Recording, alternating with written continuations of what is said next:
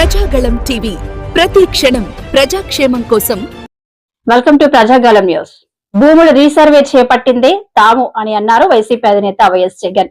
2020 డిసెంబర్లోని భూ సంస్కరణలు చేపట్టి 1923 నాటి నుంచి భూములను తాము రీసర్వే చేశామని జగన్ అన్నారు. 2019లో తాము మేనిఫెస్టోలో ఇచ్చిన హామీని నిలబెట్టుకున్నామన్న జగన్ ఇప్పుడు తమకు దక్కిన క్రెడిట్ ని చోరీ చేసేందుకు కూటమి ప్రభుత్వం ప్రయత్నిస్తుందని అన్నారు. గొప్పగా అబద్ధాలు చెప్పగలుగుతాడు అని ఆధారాలతో సహా ఈరోజు 2 సబ్జెక్ట్స్ని టచ్ చేస్తాను. ఒక సబ్జెక్టు ఈ మధ్యకాలంలోనే చంద్రబాబు నాయుడు తానేదో చాలా గొప్పగా చేశాను అని చెప్తూ రీసర్వే మీద క్రెడిట్ చోరీ చేసే కార్యక్రమం ఏదైతే తాను చేస్తూ ఉన్నాడో ఆ క్రెడిట్ చోరీకి సంబంధించి తాను చెప్తా ఉన్న అవాస్తవాలు అబద్ధాలు ఏ స్థాయిలో ఉన్నాయి అన్నవి ఒక విషయంగా ఎక్స్ప్లెయిన్ చేస్తాను. రెండో విషయంగా ఈ మధ్యకాలంలోనే చంద్రబాబు నాయుడు పల్నాడులో ఎంత దారుణంగా ఒక సామాన్యుడిని, ఒక దళితుడిని, ఒక పేదవాడిని, మా వైఎస్ఆర్సిపి కార్యకర్తను ఎంత దారుణంగా తాను చంపించే పాత్ర పోషించాడు అన్న విషయం నిజంగా సమాజంలో ఉన్న వ్యక్తులు ఎవరైనా కూడా సివిలైజ్డ్ సొసైటీలో ఉన్న వాళ్ళు సిగ్గుతో తల వంచుకోవాల్సిన అంశం ఇది. ఈ విషయంలో నిజంగా జరుగుతూ ఉన్న అన్యాయం గురించి కూడా ప్రస్తావిస్తాను. మొట్టమొదటిగా సర్వే గురించి, ఈ రీసర్వే టాపిక్ గురించి we will take it forward.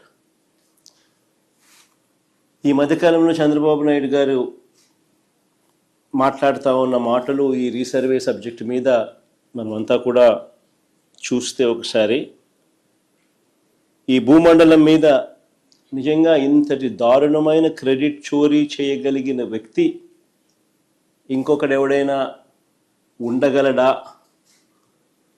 అని అనిపించేట్టుగా చంద్రబాబు నాయుడు గారు మాట్లాడుతూ ఉన్నారు. ఊసరి వెళ్ళి కూడా చంద్రబాబు నాయుడును చూసి బహుశా సిగ్గుపడుతుందేమో. అంతటి దారుణమైన మోసాలు, అంతటి దారుణమైన అబద్ధాలు. నేను సూటిగా చంద్రబాబు నాయుడు గారిని అడుగుతా ఉన్నా, మీ ద్వారా ప్రజలందరి తరపున అడుగుతా ఉన్నా, అయ్యా 4 సార్లు సీఎం అని చెప్పి చెప్పుకునే ఈ పెద్ద మనిషి చంద్రబాబు నాయుడు, నేను అడుగుతా ఉన్నా, భూముల రీసర్వే చేయాలన్న కనీస ఆలోచన అయినా కూడా నీకు ఎప్పుడైనా గతంలో వచ్చిందా అని? కనీసం ఆలోచన అయినా నీకు గతంలో ఎప్పుడైనా వచ్చిందా? ప్రజలు ఇబ్బందుల్లో ఉన్నారు, రైతన్నలు ఇబ్బందుల్లో ఉన్నారు, రకరకాల సమస్యలు ఎదుర్కొంటా ఉన్నారు. భూ సమస్యల మీద, వారి సమస్యల మీద కనీసం నీకు ఎప్పుడైనా రీసర్వే చేయించి వాళ్ళ సమస్యలన్నీ తీర్చాలి అని చెప్పి కనీసం నీకు ఏ రోజైనా ఆలోచన అయినా వచ్చిందా చంద్రబాబు గతంలో అని అడుగుతా ఉన్నా. ఈరోజు క్రెడిట్ చోరీ తీసుకుంటూ తాను మాట్లాడుతూ ఉన్న మాటలకు నిజంగా ఈ పెద్ద మనిషి సిగ్గుపడాలి. అసలు భూముల రీసర్వేకి మూలం ఎక్కడి నుంచి వచ్చిందో తెలుసా? ఇది మూలం ఎక్కడి నుంచి పుట్టుకొచ్చింది అంటే 2019 కన్నా ముందు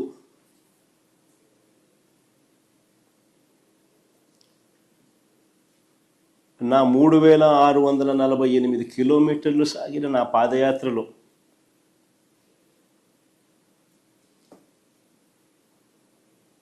మార్గ మధ్యంలో రైతన్నలు పడతా ఉన్న అవస్థలు, ఇబ్బందులు చూసిన తర్వాత భూములకు సంబంధించి వాళ్ళ లేవనెత్తిన సమస్యల పరిష్కారం నుంచి, ఆ ఆలోచనల నుంచి, వీటికి పరిష్కారం చూపాలన్న తపన, తాపత్రయం నుంచి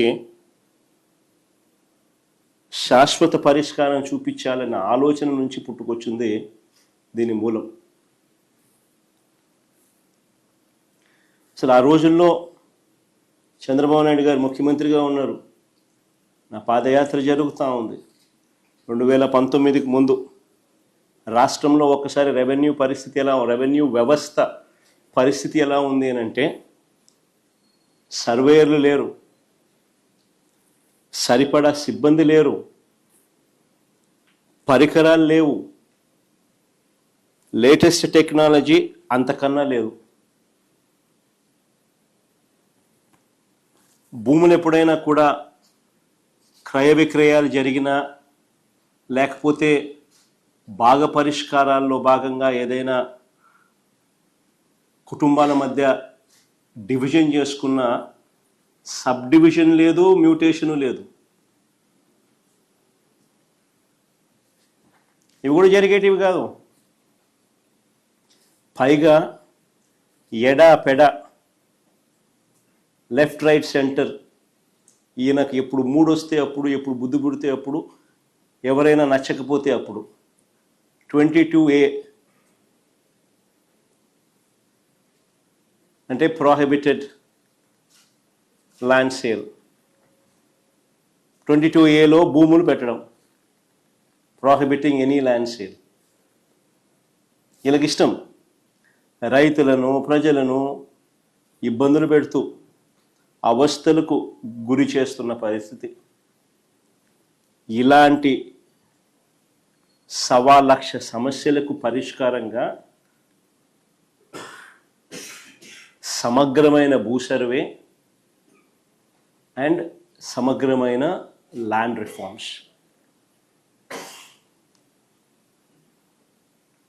భూ సంస్కరణలు చేయాలన్న ఆలోచన వాటి నుంచి వచ్చింది. అందుకని 2019 ఎన్నికల కన్నా ముందే మా మేనిఫెస్టో కాపీ కూడా ఒక డిస్ప్లే చేయడం ఒకసారి. మా మేనిఫెస్టో కాపీలోని 2019లో ఒకసారి డిస్ప్లే చేయండి.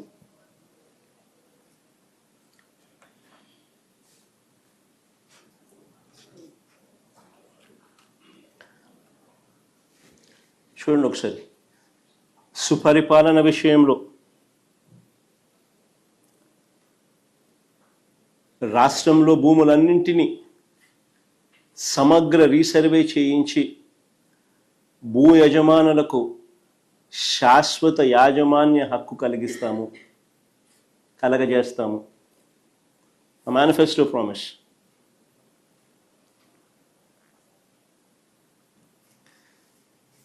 అక్కడి నుంచి పుట్టుకొచ్చింది.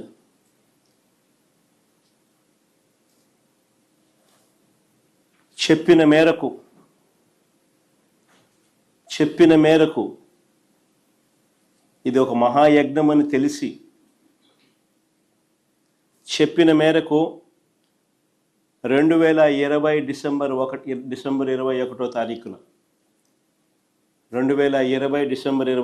తారీఖున 100 సంవత్సరాల క్రిందట 1923లో బ్రిటిష్ ప్రభుత్వం తర్వాత, అప్పుడెప్పుడో బ్రిటిష్ వాళ్ళు సమగ్ర సర్వే చేశారు 1923లో. దాని తర్వాత ఎప్పుడూ కూడా ఎక్కడా కూడా సమగ్ర రీసర్వే అన్నది ఎప్పుడూ కూడా ఆలోచన కూడా చేయడానికి కూడా ఎవరు సాహసించరు.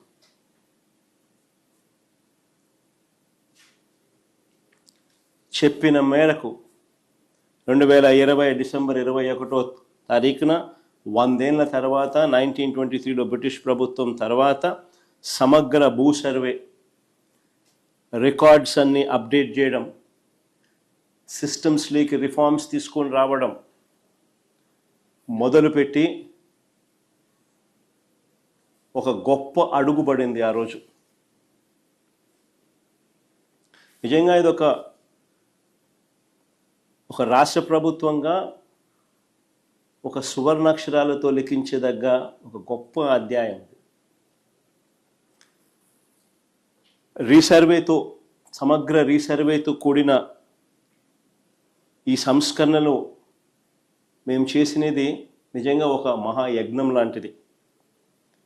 చెప్తా ఎందుకు అంత యజ్ఞం అనే పదం ఎందుకు వాడుతూ ఉన్నాను అని అంటే, ఒకసారి ఆ లోతు లేకపోతే మీతో పాటి ప్రజలందరికీ కూడా అర్థమవుతుంది అసలు ఎంత లోతుగా పోయాము అని. ఇది చెయ్యాలి అని